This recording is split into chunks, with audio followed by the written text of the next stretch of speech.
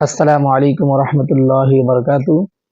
নাহমাদুহু ওয়া নুসাল্লি আলা রাসূলিহিল কারীম, আম্মা বাদ।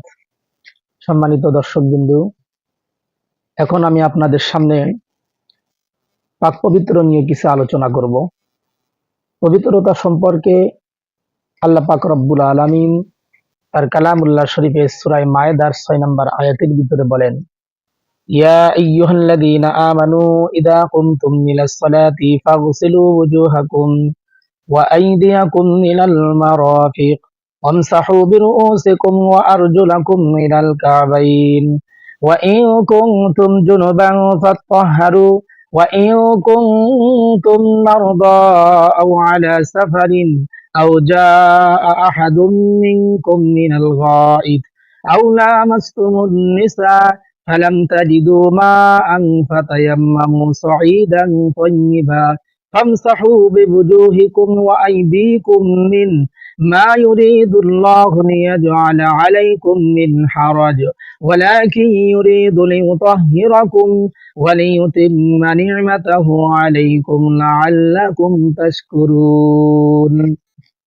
অর্থাৎ আল্লাহ পাক রব্বুল আলামিন বলেন, হে ঈমানদারগণ, যখন তোমরা নামাজের জন্য দাঁড়াও তখন ধুয়ে নাও তোমাদের মুখমণ্ডল তোমাদের দুই হাতের কনুই পর্যন্ত, এবং মাসেহ করো তোমাদের মাথা এবং তোমাদের দুই পায়ের টাকনু সহ ধৌত করো। আর যদি তোমরা নাপাক হয়ে যাও তবে ভালোভাবে পবিত্র হয়ে নাও। অর্থাৎ যদি ফরজ গোসলের প্রয়োজন হয় সেক্ষেত্রে সুন্দর করে আপনাকে পবিত্র হতে হবে।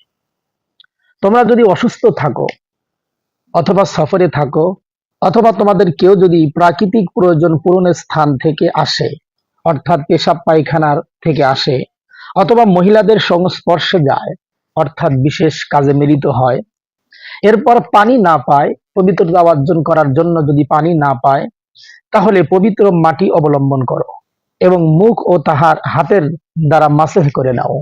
অর্থাৎ যদি পানি পাওয়া না যায় তাহলে সেই ক্ষেত্রে পবিত্র মাটির দ্বারা তায়াম্মুমের কথা আল্লাহ তাআলা এখানে বলছেন।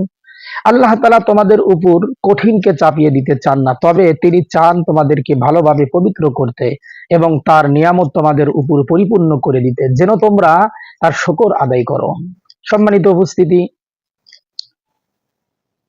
যখন তোমরা নামাজের ইচ্ছা পোষণ করো, যদি ওই সময় তোমাদের অজু না থাকে তাহলে অজু করে নাও। আর যদি নাপাক অবস্থায় থাকো তাহলে নামাজের পূর্বে সারা শরীর পবিত্র করে নাও। সম্মানিত দর্শক বিন্দু, এটা হলো পবিত্রতা সম্পর্কে আল্লাহ তাআলার পবিত্র কালামুল্লাহর বাণী। এখন আমরা পবিত্রতা করার জন্য অজু করি।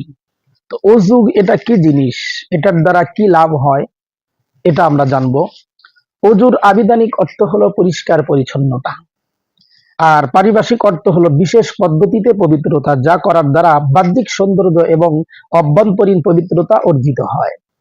আর শরীয়তের পরিভাষায় অজু বলা হয় বিশেষ কয়েকটি অঙ্গ, যেমন চেহারা, হাত ও পায়ের উপরে বিশেষ পদ্ধতিতে পানি প্রবাহিত করা এবং মাথা মাসেহ করা। সম্মানিত দর্শক বিন্দু, এ পর্যন্ত আমরা অজু করার কি ফায়দা এবং অজু কিভাবে করতে হয় এবং পবিত্রতা সম্পর্কে আমরা কালামুল্লাহ শরীফ থেকে জানলাম। এরপরের ভিডিওতে ইনশাল্লাহ অজুর ফজিলত কি হবে এটা আমি আপনাদেরকে জানাবো। এজন্য ভিডিওটা শুরু থেকে শেষ পর্যন্ত দেখবেন, ইসলাম প্রচারের জন্য অপরের কাছে পৌঁছায় দিবেন এবং পরবর্তী ভিডিও পাওয়ার জন্য আমাদের সাথেই থাকবেন। আসসালামু আলাইকুম ওয়া রাহমাতুল্লাহি ওয়া বারাকাতুহু।